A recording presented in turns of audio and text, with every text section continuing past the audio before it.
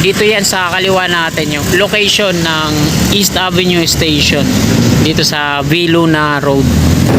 At muli kong ipapasilip sa inyo yung Metro Manila Subway Project Quezon Avenue Station. Ito yung kasama niya doon sa package 102 So ayan na po yun.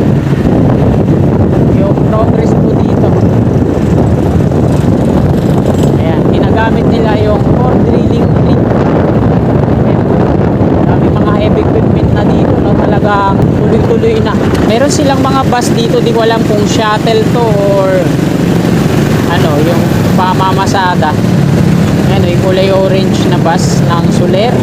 So ito mga kasika po, yung dalawang rebar cage na nakatirik po dito, Ayan, yung sa turnback guideway, patungo po yan doon sa tawid, sa West Avenue.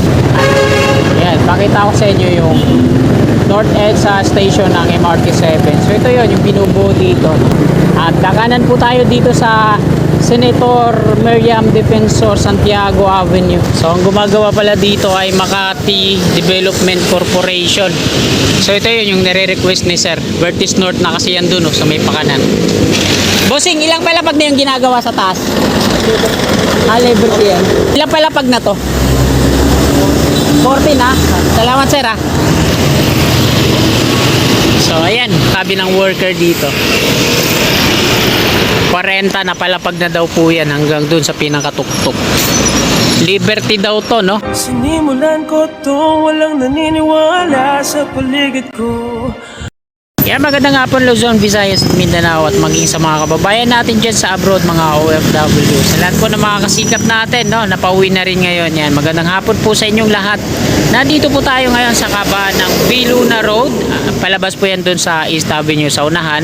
At ipapakita ko lang sa inyo yung mismong location ng Metro Manila Subway Project. Ito yung contract package 102, East Avenue Station at Quezon Avenue Station. So yung Quezon Avenue mga kasikap, naipakita ko na po yun sa inyo. So may progress na po doon. Para po dito sa estasyon ng East Avenue, mula doon sa dulo, patungo po yan dito sa Maliksi Street.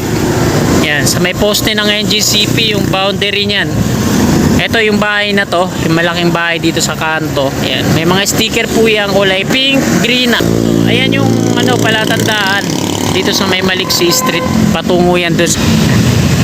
Ayan, dito yan sa kaliwa natin yung location ng East Avenue Station. Ayan po yung Viluna Hospital sa unahan. Meron siyang mga sticker na kulay pink para sa Metro Manila Subway. Dito sa Mapang-Akit Street.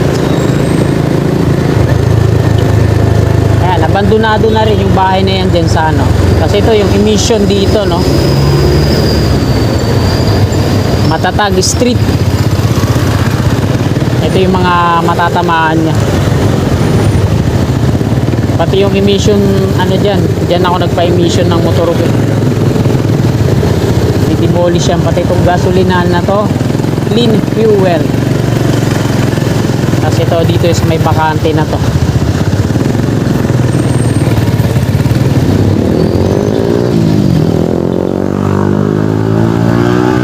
At hanggang dito yan mga kasikap sa may bakanting ito. Walang nakatirik na bahay na. Meron siyang intersection sa part na to.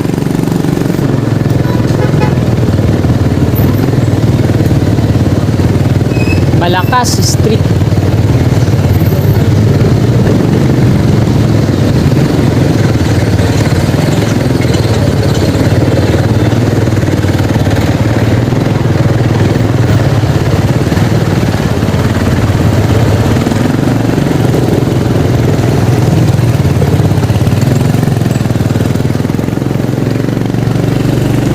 Ganito po dito ka-traffic araw-araw.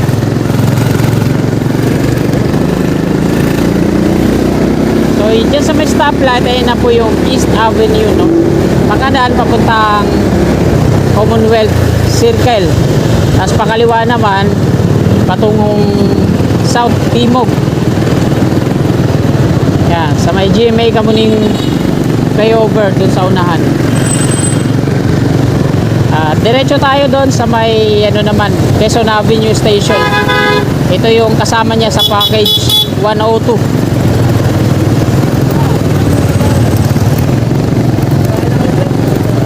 So dito ako shortcut kasi dito hindi siya matraffic. Kung palabas lang ako ng EDSA. Pag doon ako sa may GMA Kamuning, napaka-traffic po doon.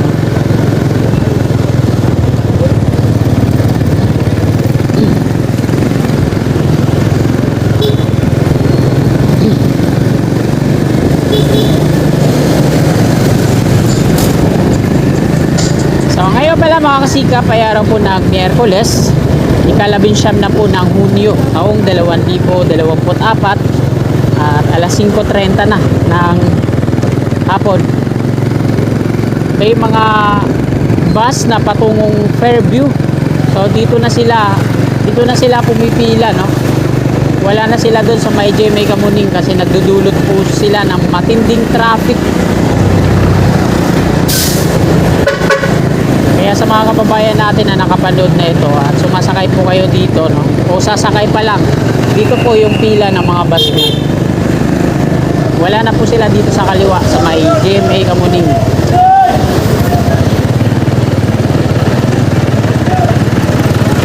Ayan yung mataas na footbridge.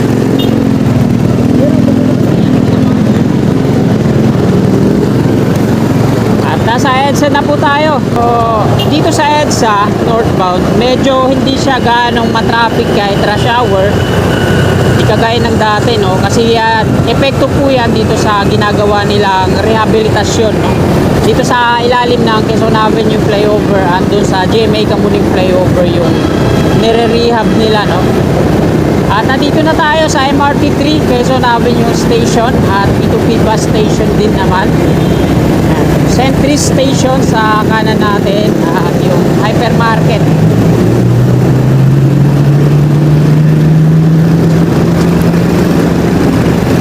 At muli kong ipapasilip sa inyo, no, yung Metro Manila Subway Project Quezon Avenue Station.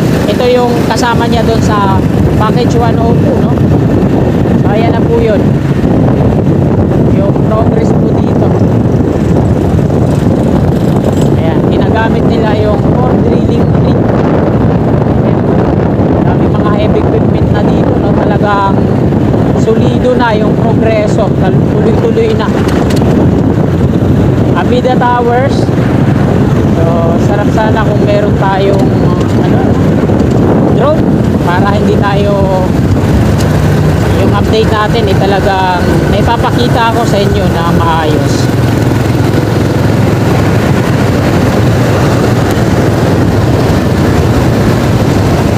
Ayan po yung Vertis North. So titingnan natin dun sa likod mamaya yung request ni Sir kung pang ilang floor na. Ayan, bilang QC na po tayo.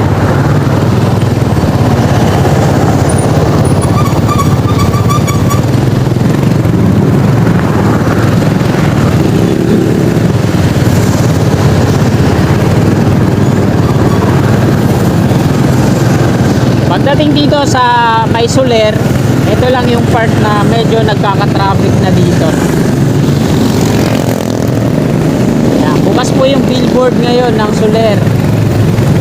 Ayan o. Soler North Resort. Ganda, no? Tapos meron silang mga bus dito, di ko alam kung shuttle to or ano, yung pamamasada. Ayan, yung kulay orange na bus ng Soler. Mukhang ano ata nila to, shuttle, ano, sa mga empleyado nila.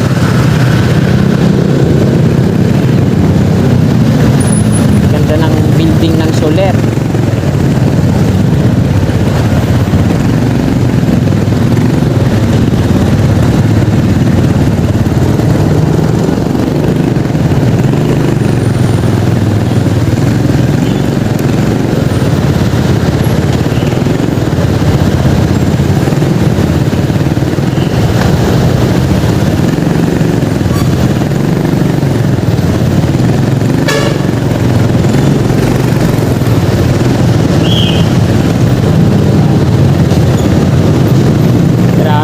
sipon ako.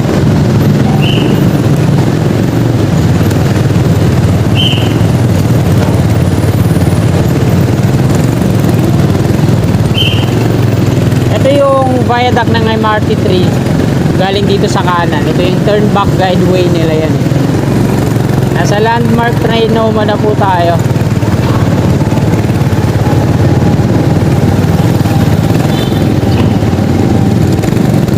P2P bus station dito sa gawing kaliwa natin, North Avenue Station. MRT3 station naman, North Avenue dun sa unahan.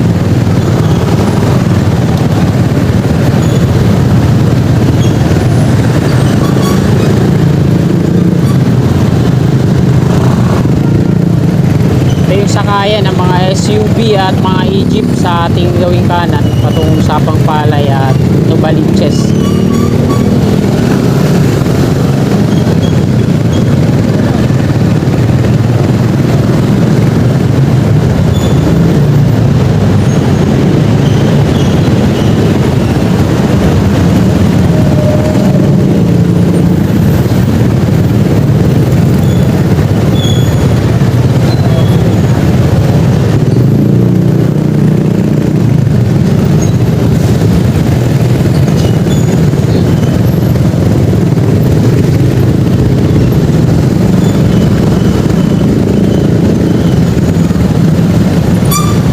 Unified Grand Central Common Station naman sa unahan.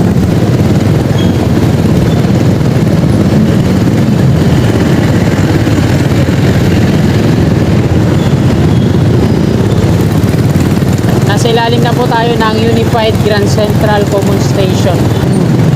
MRT7 North EDSA Station naman. Ayan. Yung gumagawa po dito ay Trevi.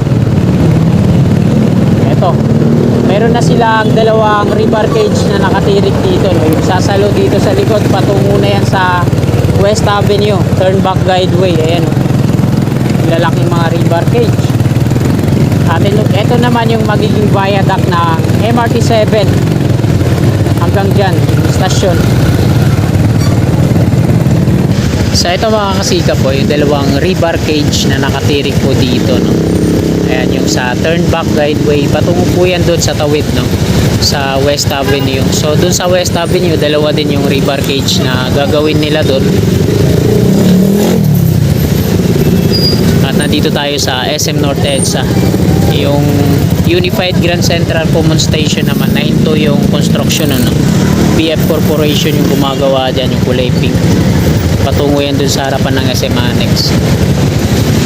At ito naman sa kabila naman, sa taas ng mga pier columns, ano?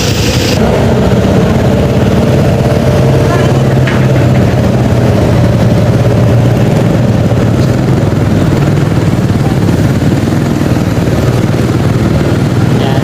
North Avenue na po ito dito yung dinadaanan natin patungong Quezon City Memorial Circle.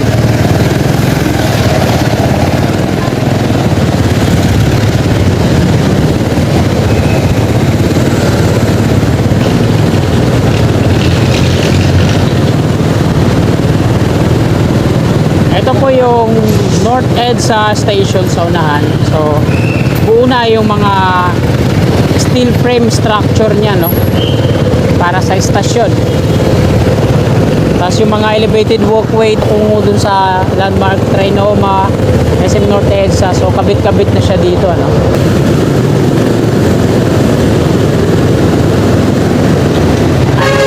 Ayan, pakita ko sa inyo yung North EDSA Station ng MRT7. So ito yon yung binubuo dito, no?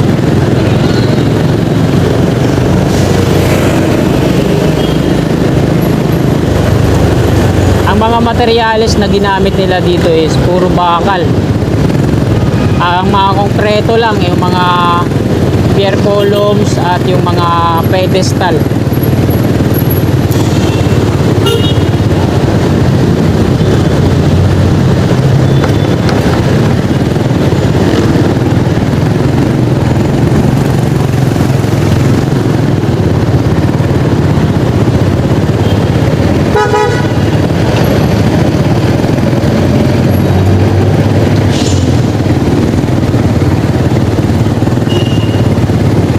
Matataas na mga ano niya dito, no? Mga pier columns, tapos yung viaduct niya mismo, no?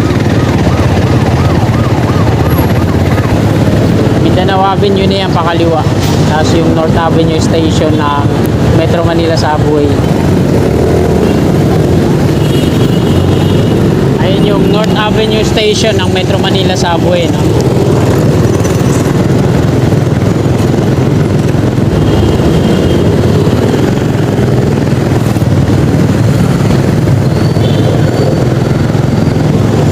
At dito na tayo sa Vertis North. So hindi natin makita yung mga gusali dyan. Hindi tayo makakapasok dyan. Dito tayo sa likod.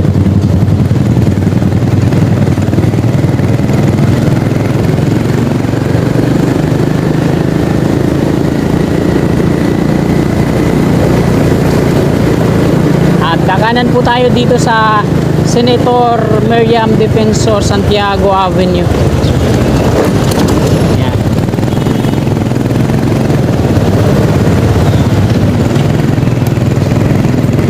Nasa unahan, nire-request ni sir na kung ilang palapag naman yan.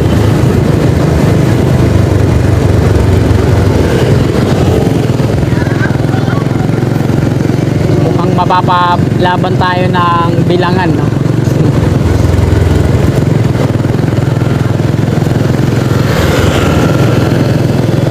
Pipicturean na lang natin, bahala na si sir yung magbilang.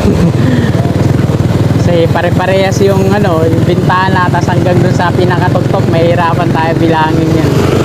Dudulin tayo na ito. Ayan po yun, ito yun yung nire-request ni sir.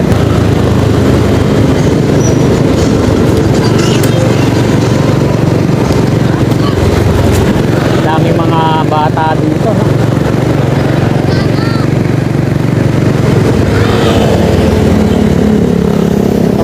Mapapalaban tayo sa bilangan dito, ah.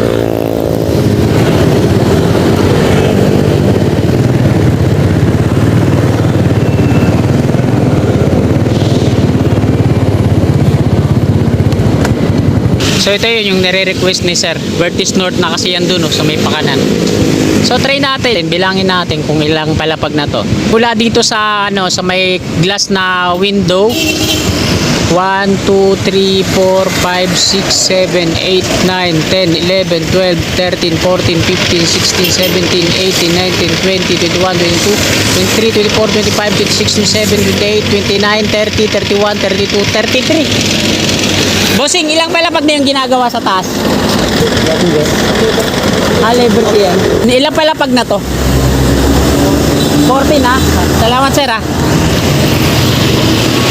So ayan, sabi ng worker dito 40 na palapag na daw po yan hanggang dun sa pinakatuktok. Liberty daw to, no? Pero ang daanan patungo dito sa Vertis North dun sa may kanto, pakanan papasok. Ayan sir, 40 na palapag na daw po yung ginagawa dito.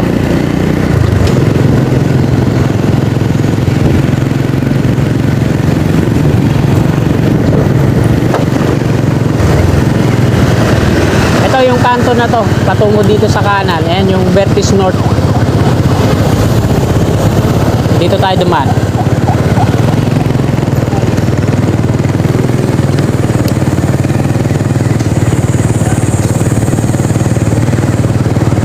So ganun din, dito sa may kanto, 40 na palapag din. At ayan, umuulan na.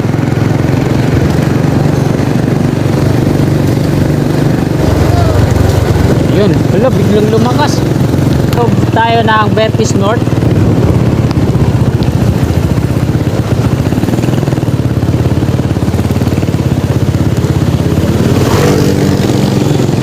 Pwede na ako dito.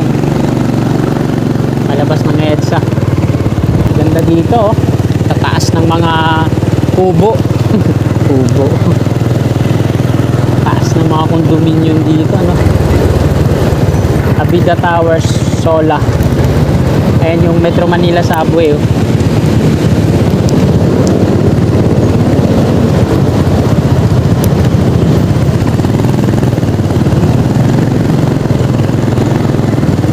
So, dito muna tayo, silong.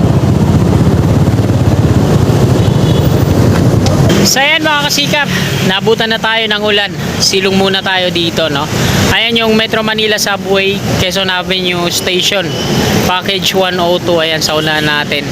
Ito naman yung mataas na building na yan, ayan yung Avida Towers. At ito naman yung Vertis North.